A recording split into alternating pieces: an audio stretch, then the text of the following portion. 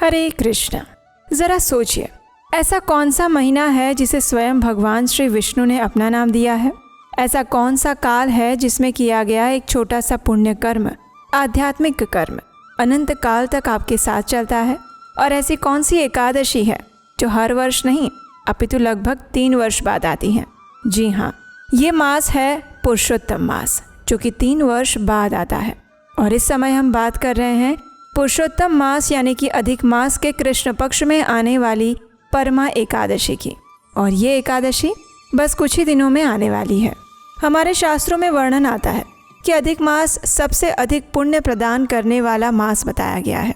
पुरुषोत्तम मास यानी अधिक मास में किया गया कोई भी आध्यात्मिक कार्य, पूजा, सेवा, दान, जप और तपस्या मनुष्य को 1000 गुना अधिक पुण्य फल प्रदान करता है। और इस पवित्र मास में अगर एकादशी तिथि आ जाए फिर तो प्रत्येक जीव मात्र के लिए एक सुवर्ण अवसर उपस्थित हो जाता है। और ये दुर्लभ समय सिर्फ 3 वर्ष बाद आता है। तो ज़रा सोचिए, ये आने वाली परमा एकादशी कितनी दुर्लभ संयोग लेकर आ रही है। तो चलिए आज के इस वीडियो में जानते हैं कि इस बार आने वाली परमा एकादशी कौन से दिन आ रही हैं, इस दिन के शुभ मुहूर्त क्या रहेंगे, अगले दिन इसका पारण करने का समय क्या रहेगा। और हाँ, इस वीडियो के अंत में हम आपको ये भी बताएंगे कि इस एकादशी का पालन कैसे करना चाहिए और विशेषकर इस पुरुषोत्तम मास में तुलसी देवी की सेवा, पूजा, अर्चना कैसे कर सकते हैं और किस प्रकार से आप इसका अधिक से अधिक लाभ उठा सकते हैं। तो चलिए आज का परमा एकादशी कब है, ये विशेष वीडियो आरंभ करते हैं। अब देखिए, जैसा कि हम सब जानते हैं, इस बार वर्ष 2026 में ये दुर्लभ अधिक मास ज्येष्ठ अधिक मास के रूप में 17 मई से आरंभ हुआ था और ये 15 जून तक चलेगा। और इसी पवित्र ज्येष्ठ अधिक मास के कृष्ण पक्ष में आ रही है परमा एकादशी। परम का अर्थ है सर्वोच्च, सर्वश्रेष्ठ। और ये एकादशी अपने नाम के अनुसार ही परम उच्च, सर्वश्रेष्ठ एकादशी है। वैदिक पंचांग के अनुसार इस बार परमा एकादशी 11 जून 2026 गुरुवार के दिन आ रही है। इस बार एकादशी तिथि का आरंभ हो जाएगा 10 जून 2026 मध्य रात्रि में 12:57 से और ये एकादशी तिथि समाप्त होगी 11 जून 2026 रात्रि में 10:36 पर। तो इस प्रकार उदया तिथि के अनुसार हमें शुद्ध एकादशी इस बार प्राप्त हो रही है 11 जून 2026 गुरुवार के दिन। तो इसलिए इस बार ज्येष्ठ अधिक मास के कृष्ण पक्ष की परमा एकादशी का पालन हम करेंगे 11 जून 2026 गुरुवार के दिन। इस एकादशी का पारण करने का समय रहेगा अगले दिन यानी कि 12 जून 2026 शुक्रवार के दिन सुबह 5:22 से लेकर 10:05 के बीच में। इसी समय के अंदर इस परमा एकादशी व्रत का पारण करना होगा। आइए अब इस दिन के कुछ अन्य शुभ मुहूर्त के बारे में जानते हैं। 11 जून 2026 गुरुवार के दिन परमा एकादशी के दिन प्रातः ब्रह्म मुहूर्त का समय रहेगा सुबह 4:02 से लेकर 4:42 के बीच में। और सूर्योदय होगा सुबह 5:23 पर। सूर्यास्त का समय रहेगा शाम 7:19 पर। प्रातःकालीन सेवा, पूजा, अर्चना करने का समय रहेगा सुबह 4:22 से लेकर 5:23 के बीच में। और संध्या काल में भगवान श्री हरि की पूजा अर्चना करने का समय रहेगा शाम 7:19 से लेकर 8:19 के बीच में। इस बार एकादशी तिथि के दिन ही विशेष सर्वार्थ सिद्धि योग बन रहा है और ये अहोरात्रि तक रहेगा। तो इसीलिए इस अत्यंत दुर्लभ अवसर का लाभ उठाइए। इस दिन अभिजीत मुहूर्त का समय है सुबह 11:53 से लेकर 12:49 तक और सुबह 8:16 तक रेवती नक्षत्र रहेगा और उसके बाद अश्विनी नक्षत्र आरंभ हो जाएगा। इस दिन राहु काल का समय रहेगा दोपहर में 2:05 से लेकर 3:50 के बीच में।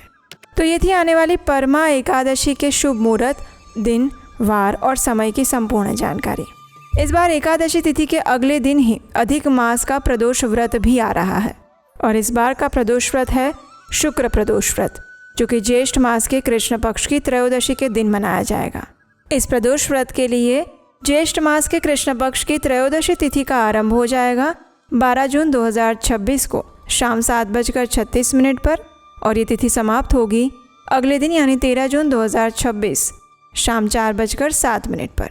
और क्योंकि हमें 12 जून 2026 के दिन ही प्रदोष काल की पूजा का मुहूर्त प्राप्त हो रहा है, इसीलिए 12 जून 2026 को ही शुक्र प्रदोष व्रत का व्रत रखा जाएगा।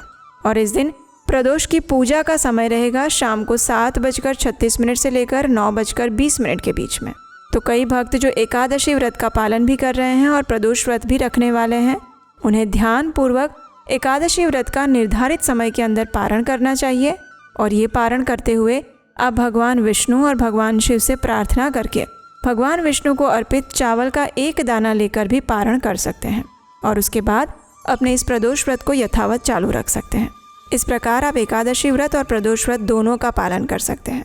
अब हम सब जानते हैं कि इस पुरुषोत्तम मास यानी अधिक मास के अंदर तुलसी देवी की विशेष पूजा अर्चना की जाती है। तुलसी देवी भक्ति प्रदायिनी बताई जाती हैं। वे भगवान की शुद्ध भक्त हैं और हमें उनकी भक्ति प्रदान करने वाली देवी हैं। हमारे आचार्यगण बताते हैं कि सिर्फ और सिर्फ तुलसी महारानी ही ऐसी हैं जो इस भौतिक संसार में भी रहती हैं और गोलोक वृंदावन में भी रहती हैं। तो इसलिए वे भगवान की प्रत्यक्ष प्रतिनिधि हैं जिनका हम प्रतिदिन दर्शन कर सकते हैं। और विशेषकर इस अधिक मास के अंदर तो उनकी अधिक से अधिक सेवा पूजा अर्चना करनी चाहिए। उन्हें भगवान श्री विष्णु की सबसे प्रिय माना गया है। पद्म पुराण में कहा गया है कि जहाँ तुलसी देवी का वास होता है वहाँ स्वयं भगवान नारायण निवास करते हैं।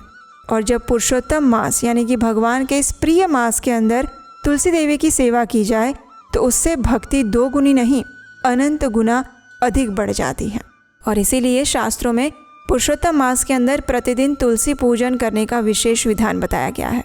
तो इसीलिए इस एकादशी के ऊपर भी विशेष रूप से तुलसी सेवा और पूजन अवश्य करना चाहिए। प्रातःकाल में तुलसी देवी की सेवा पूजा अर्चना करते हुए सबसे पहले उन्हें आवश्यकता अनुसार जल प्रदान करें। उसके बाद उनकी आरती करें, उन्हें धूप दीप पुष्प इत्यादि अर्पित करें।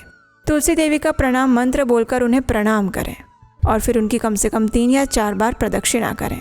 और फिर उन्हीं के सामने बैठकर हरे कृष्ण महामंत्र यानी कि हरे कृष्ण कृष्ण कृष्ण हरे हरे, हरे राम राम राम हरे हरे, इस महामंत्र का जप करना चाहिए।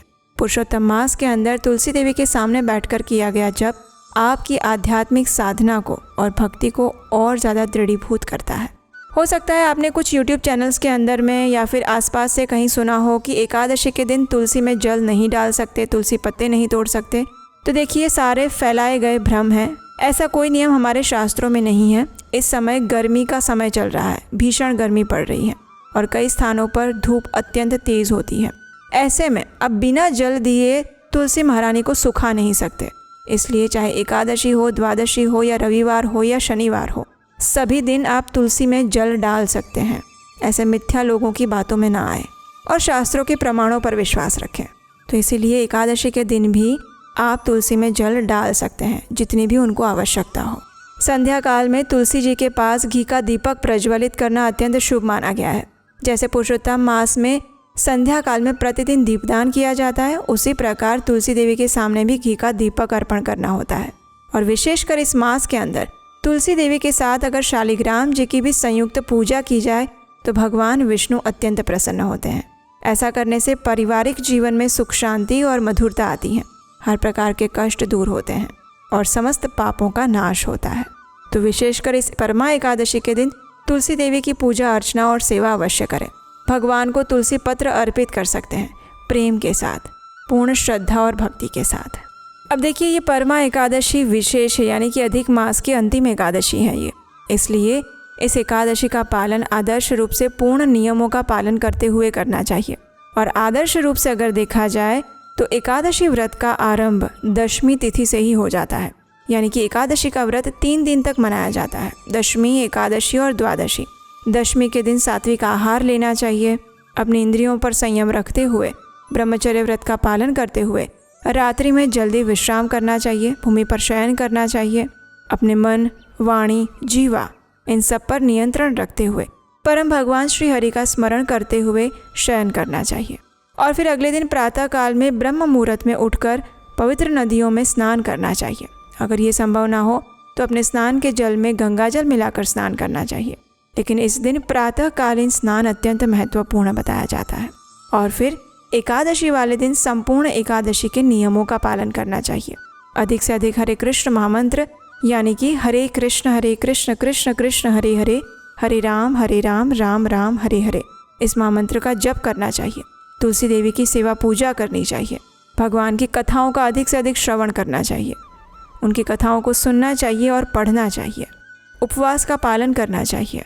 आप अपनी क्षमता अनुसार सजल, सफल या निर्जल उपवास कर सकते हैं और फिर अगले दिन द्वादशी के दिन योग्य निर्धारित समय में इसका पारण करना चाहिए।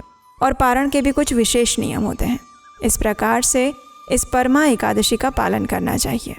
और अगर आप इस एकादशी का पालन कैसे करना चाहिए, उसकी शास्त्रोक्त विधि क्या है, ये जानना चाहते हैं तो नीचे हमें कमेंट बॉक्स में लिख कर बताइए। अगर आपकी इच्छा हुई, अगर आपकी जिज्ञासा हुई तो हम इस पर एक विशेष वीडियो अवश्य लेकर आएंगे। तब तक के लिए इस आने वाली परमा एकादशी के विषय में ये जो वीडियो है उसे अधिक से अधिक लोगों तक पहुंचा दीजिए, उसे शेयर कीजिए, क्योंकि ये अधिक मास की आखिरी एकादशी है और ये अत्यंत दुर्लभ संयोग लेकर आ रही है। तो इसका पालन प्रत्येक मनुष्य को करना चाहिए।